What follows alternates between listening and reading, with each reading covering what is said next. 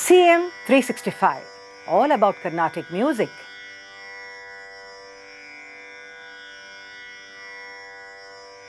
Today we will look into the role played by accompaniments in the context of Indian classical music and also how the mridangam specifically plays a very important role in Carnatic music.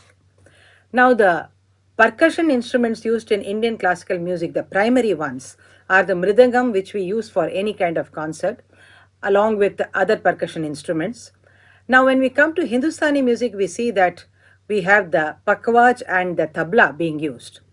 And here it's very unique in the sense that when somebody performs a Drupad concert, he makes use of the pakwaj as a percussion instrument, and when they perform the khayal concert, they use the tabla.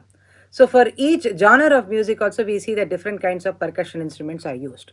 But nevertheless, in a Hindustani music concert, at a time we see that only one percussion instrument is used.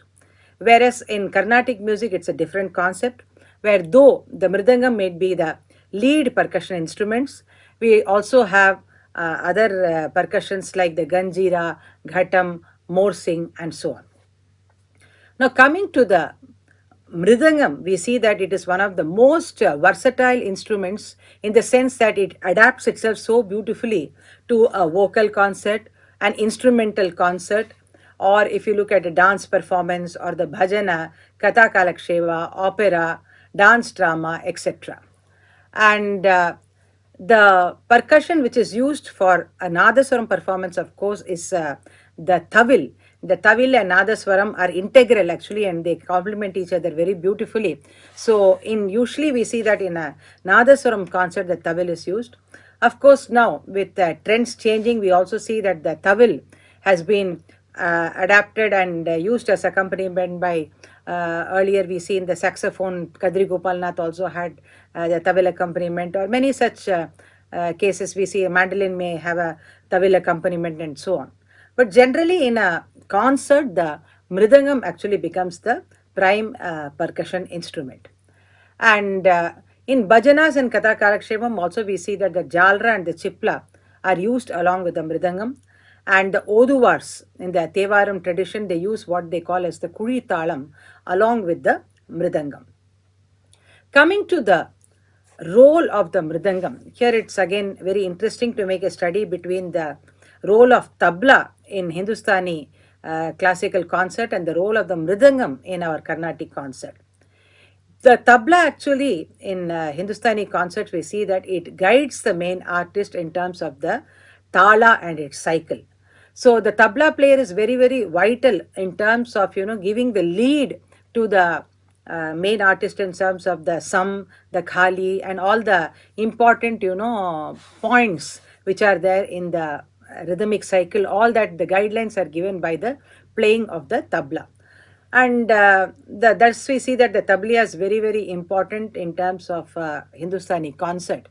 And I just had an opportunity to learn Hindustani music for a short while, and at that time I still remember how the tabla player or the tabaliya was an integral part of the teaching learning process also, in the sense that while the guru would play the harmonium and teach us the all the rags and other things, after a point of time, of course, we also learn to play the harmonium, but the tabla player has to be there in terms of even guiding the learning process itself. So the tabla, since they do not have the practice of putting talam in the hand the way we do actually.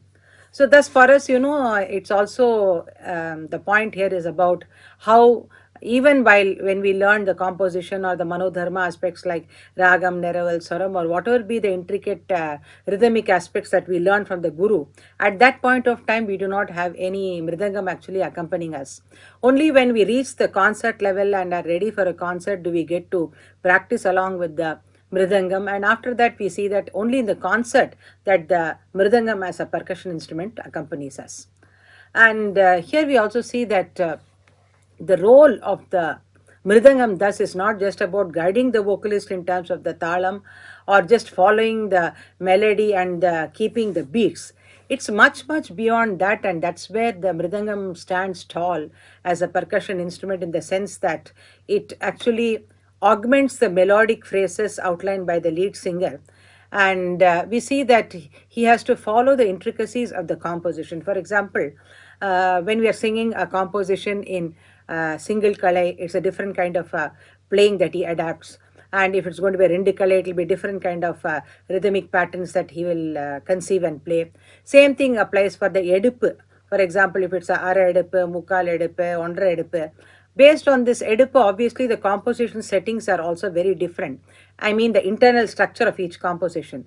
So the mridangam player actually highlights all these aspects of the rhythmic constructions. The internal constructions of the compositions are aesthetically highlighted by the mridangist through his intricate and dexterous kind of a play. And for example, again, if you take just this Rupakatalam, which we have as 1, 2, 3, 4, 1, 2, 3, 4, 1, 2, 3, 4.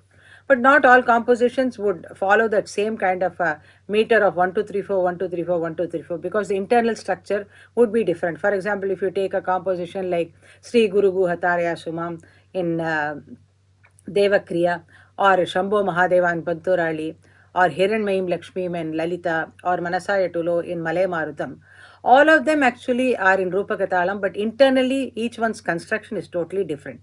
So all this has to be understood and highlighted by the mridangam and the other percussion instruments. And sometimes we also see that in the concerts of the veena, flute, etc., when the artist is playing tanam, the mridangam also adds beauty by playing rhythmic patterns of the tanam and highlighting the constructions of this patterns are highlighted sometimes by the playing of the tanam by the mridangam. And of course, sometimes in this jugalbandis and other things, it's a different concept of a conversation happening. But the most important point is about the uniqueness of the mridangam playing in a Carnatic concert is that even the same composition is embellished in different ways by different mridangam players according to their own thought process, according to the way they have learned, according to the style that they adopt, and so many other things are there.